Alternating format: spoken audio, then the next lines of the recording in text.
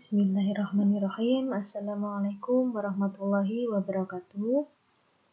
Anak-anak, hari ini kita akan belajar tentang pelajaran SKI, yaitu tentang keperwiraan Nabi Muhammad SAW.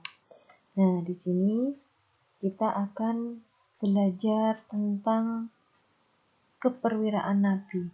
Keperwiraan Nabi dalam membuat strategi perang. Kemudian bagaimana perang itu beliau menangkan. Nah, nanti kita akan bahas, Bu Guru akan bahas sekilas tentang cerita keperwiraan Nabi Muhammad dalam berbagai perang. Nah, sekarang kita bahas dulu tentang perwira dan keperwiraan. Perwira itu adalah kata kerja yang berarti berani atau pahlawan. Sedangkan keperwiraan itu adalah sikap kepahlawanan, sikap keberanian. Nah, sikap keberanian yang bagaimana? Di sini disebutkan keperwiraan itu berarti keberanian atau kepahlawanan yang artinya apa? Berani berbuat kebaikan, berani membela kebenaran, berani membela bangsa dan negara. Itu disebut dengan keperwiraan atau sikap kepahlawanan.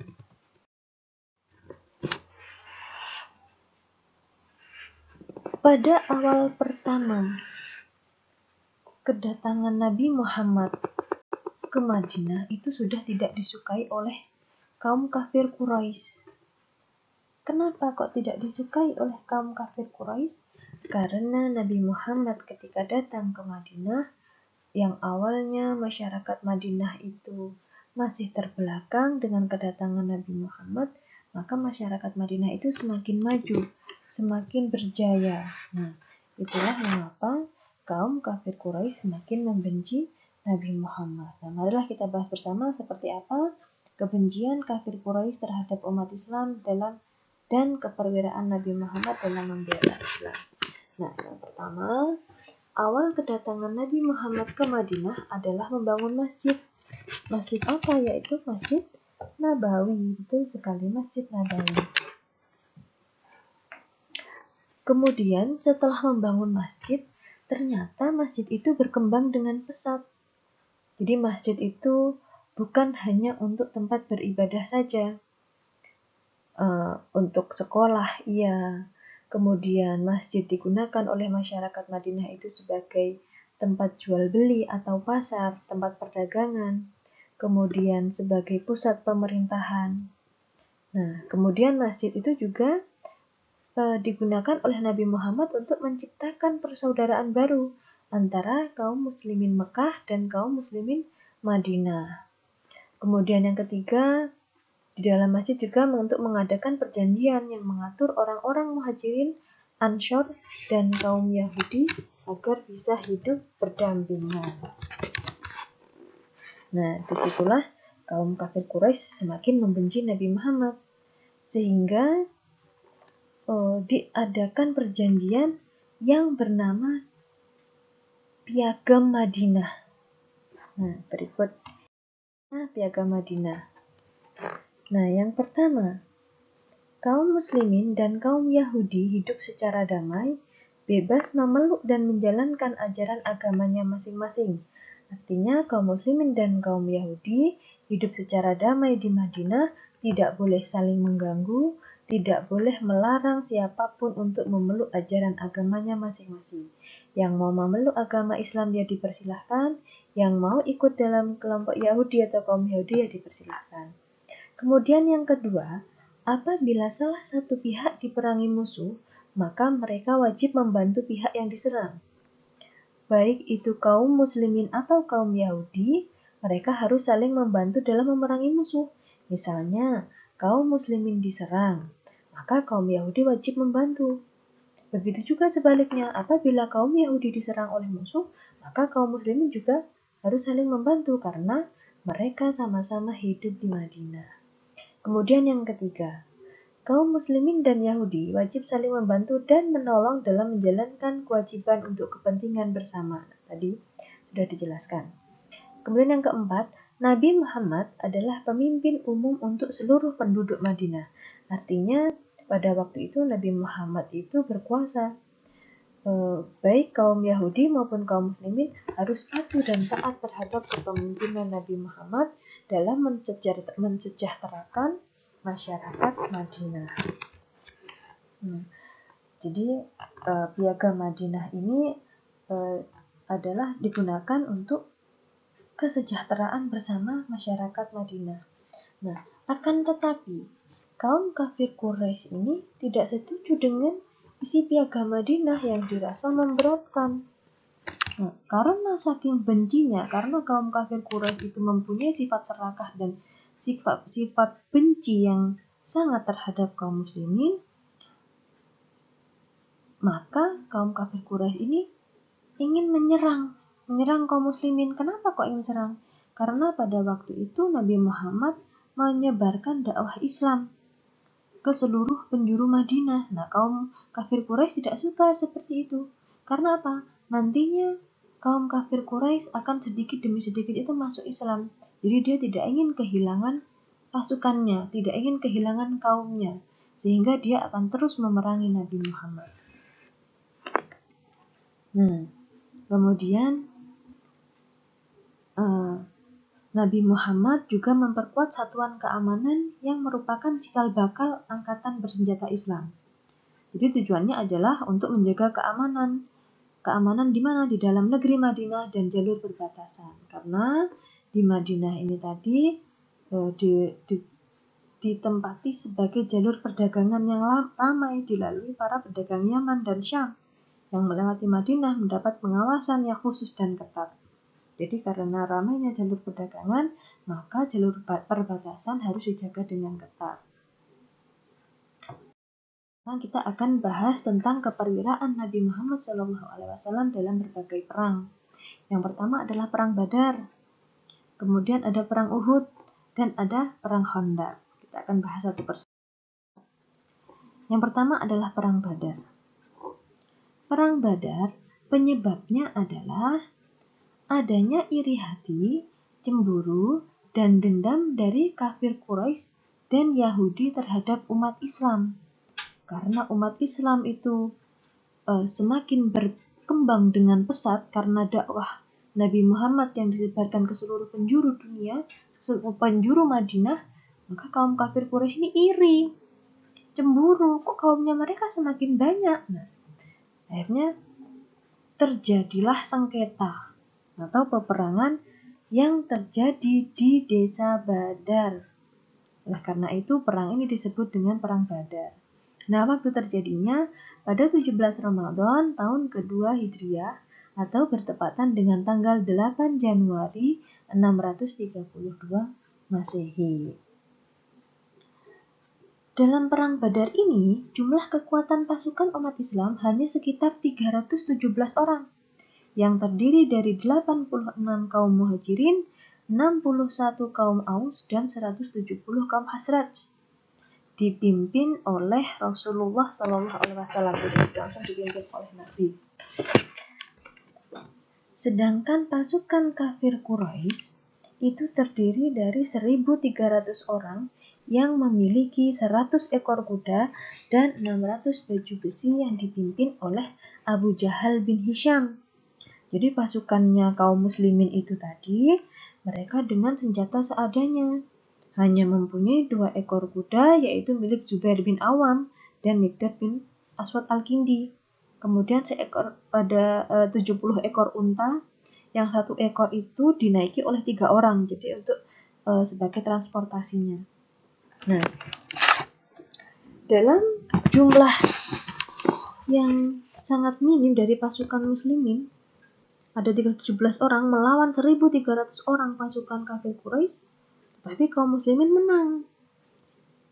Yang ditandai dengan terbunuhnya Abu Jahal bin Hisham oleh seorang perwira yang bernama Mu'adz bin Amru. Nah, sehingga ketika peperangan itu terjadi, Abu Jahal tewas, meninggal, maka kaum kafir Quraisy itu menarik mundur pasukannya. Bagaimana kok bisa tewas? Awalnya bagaimana? Nah, dalam tradisi peperangan bangsa Arab sering dimulai dengan perang tanding. Jadi sebelum perang terbuka itu mereka perang tanding dulu. Nah, sementara dari kaum kafir Quraisy, Abu Jahal mengutus 3 orang, yaitu Syaibah, Utbah, dan Walid bin Utbah. Sedangkan dari kaum muslimin, Nabi mengutus Ubaidah bin Jarrah, Hamzah bin Abdul Muthalib, dan Ali bin Abi Thalib. Nah, ketiga jagoan kafir Quraisy itu tadi dikalahkan oleh ksatria pasukan muslim. Jadi mereka dikalahkan.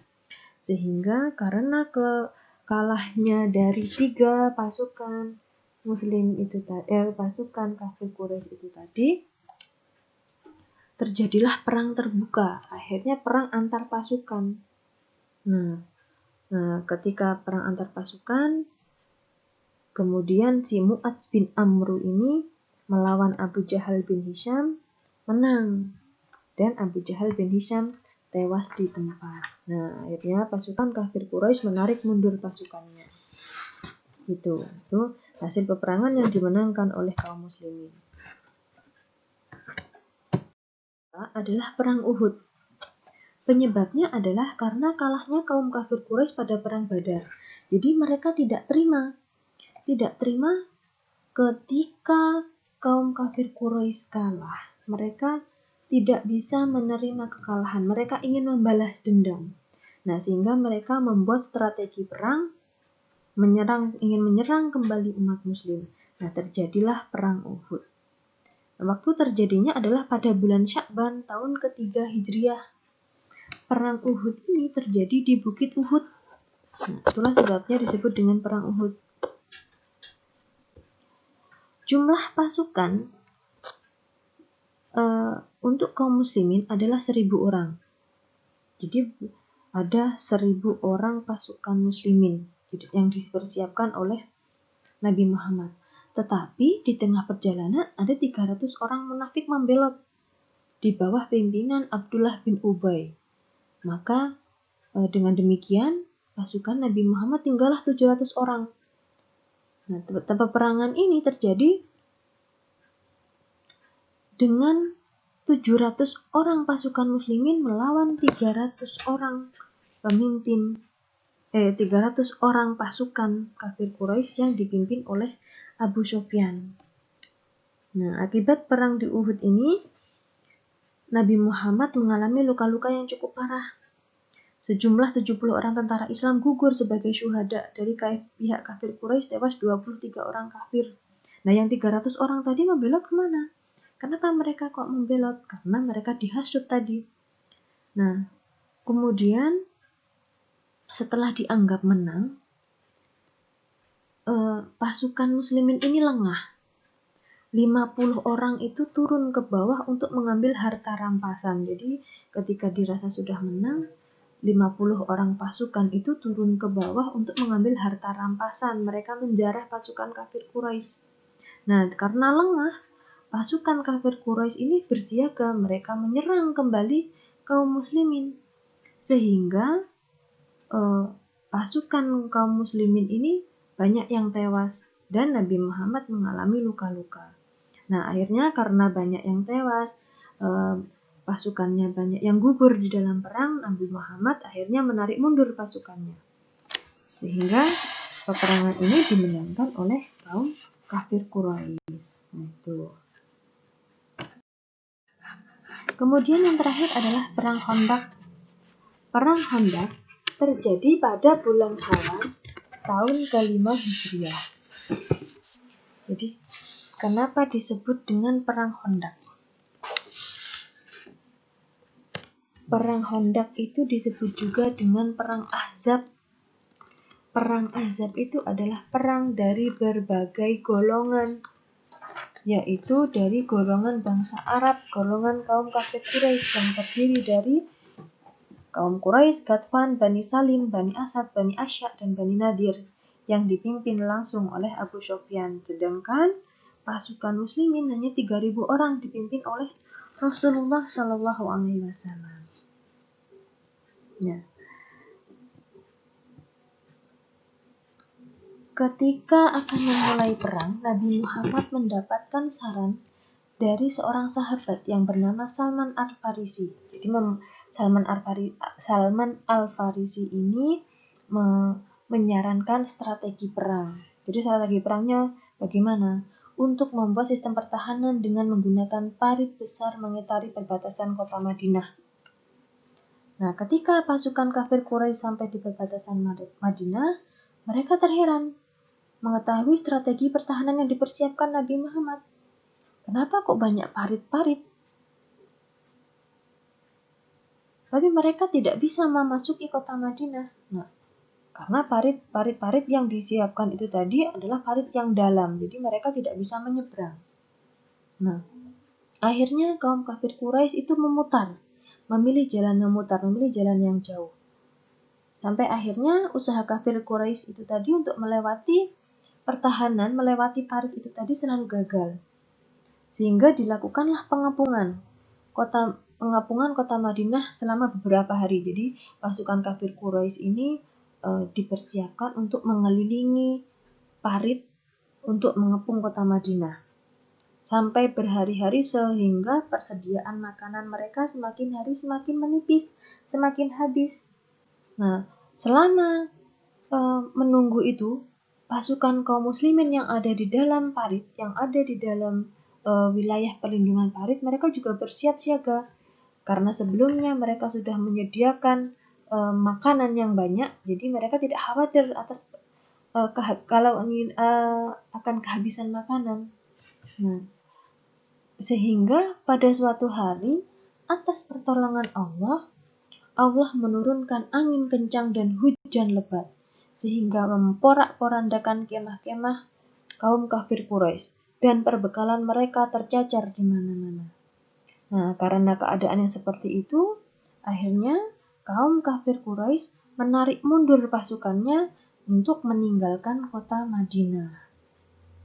Nah, itu. Nah, hasil peperangan ini dimenangkan oleh kaum muslimin dengan mutlak. Artinya, dalam perang Khandaq ini tidak terjadi pertumpahan darah. Jadi hanya strategi perang dengan pertolongan Allah Subhanahu wa taala sehingga perang ini dapat dimenangkan oleh kaum muslimin. Nah, itulah akhir dari peperangan yang dimenangkan oleh pasukan muslimin. Sehingga kaum kafir Quraisy, kaum Yahudi tidak berani lagi dengan Islam. Mereka akhirnya percaya bahwa Islam itu benar-benar kuat, bahwa Islam itu benar-benar tidak terkalahkan. Nah, tuh. Setelah peperangan ini selesai, Nabi Muhammad ingin menciptakan masyarakat yang damai. Jadi Nabi Muhammad tidak ingin terjadi perang lagi. Sehingga pada waktu itu, karena keadaan sudah damai, Nabi Muhammad ingin pulang kembali ke Mekah untuk menunaikan ibadah haji. Pada bulan Zulqa'dah ini dilarang untuk melakukan peperangan. Nah, para pemuka kafir Quraisy itu mengetahui bahwa Nabi Muhammad pulang kembali lagi ke Mekah. Nah, mereka bereaksi menolak kedatangan Nabi Muhammad, kedatangan umat Islam, Nabi Muhammad dan para sahabat. Kenapa? Karena mereka takut. Karena pada waktu itu setelah perang Khandaq itu kekuatan umat Islam semakin besar di seluruh penjuru Mekah dan Madinah. Ketika umat Islam sampai di suatu tempat yang bernama Hudaibiyah, mereka berhenti. Nabi Muhammad mengutuslah Utsman bin Affan untuk menyampaikan maksud kedatangannya kepada kaum Quraisy bahwa mereka ingin melaksanakan haji. Nah, selama menunggu Utsman bin Affan kembali, beredar isu bahwa Utsman bin Affan ketika misinya itu menyampaikan maksud kedatangannya ke Mekah, beredar isu bahwa Utsman bin Affan ini dibunuh oleh kafir Quraisy. Nah, sehingga pada waktu itu umat Islam akhirnya geram. Nah, sehingga mereka menyatakan ikrar atau sumpah. Menyatakan ikrar atau sumpah untuk membela dan berjuang demi kejayaan Islam. Ikrar tersebut disebut dengan bai'atur ridwan. Nah, itu. Nah, karena ada ikrar mereka yang diikrarkan, yang dilantang, yang dikumandangkan dengan lantang, akhirnya kaum kafir Quraisy ciut kembali. Mereka takut. Nah, jangan-jangan ini mau perang lagi. Nah, sehingga diadakanlah pertemuan dengan para pemimpin umat Islam dan para tokoh kaum kafir Quraisy untuk menyetujui perjanjian. Nah, ini berikut isi perjanjian Hudaybiyah. Yang pertama, kaum muslimin dan Quraisy sepakat mengadakan gencatan senjata selama 10 tahun. Gencatan senjata itu artinya mereka tidak boleh perang dengan menggunakan senjata, artinya tidak boleh berperang. Jadi mereka harus hidup damai berdampingan. Kemudian yang kedua, setiap orang diberi kebebasan bergabung dengan Muhammad atau menjalin perjanjian dengannya. Sebaliknya, setiap orang juga diberi kebebasan dengan bergabung dengan kelompok Quraisy. Jadi setiap orang berhak memilih mau ikut Muhammad boleh, mau ikut kelompok Quraisy juga boleh. Kemudian yang ketiga, siapapun yang bergabung dengan Muhammad tidak dibenarkan, tidak diperbolehkan. Tetapi jika pengikut Muhammad hendak bergabung dengan kelompok Quraisy, maka dia harap dibenarkan. Ini egois ini. Jadi ketika kaum kafir Quraisy atau siapapun yang ingin bergabung dengan umat Islam, itu tidak dibenarkan, hukumnya tidak benar. Tetapi ketika ada kaum muslimin ataupun kaum siapa saja ingin masuk dalam kelompok kafir Quraisy, maka itu dibenarkan, hukum itu jadi berlaku benar. Nah itu. Kemudian yang keempat, pada tahun ini Nabi Muhammad SAW dan umat Islam harus kembali ke Madinah. Diizinkan menjalankan ibadah haji tahun depan selama 3 hari dengan tidak membawa senjata. Itu tidak boleh pakai senjata karena mereka takut akan terjadi peperangan lagi. Nah, sebenarnya isi perjanjian Hudaybiyah itu merugikan umat Islam dan Nabi, terutama pada poin ketiga itu tadi.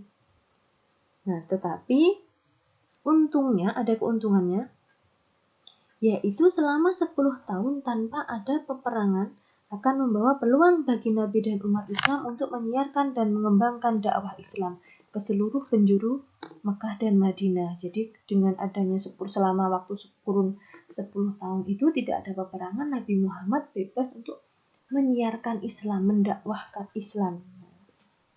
Dengan kearifan Nabi Muhammad SAW dan kebesaran Islam telah menarik simpati orang-orang kafir Quraisy, sehingga setelah perjanjian Hudaybiyah ini banyak tokoh-tokoh Quraisy yang masuk Islam, seperti Khalid bin Walid dan Amr bin As. Nah, itu anak-anak, itulah tadi sekilas tentang keperwiraan Nabi Muhammad dalam membela Islam, dalam berperang. Nah, itu. Jadi, alhamdulillah materi kita sudah selesai.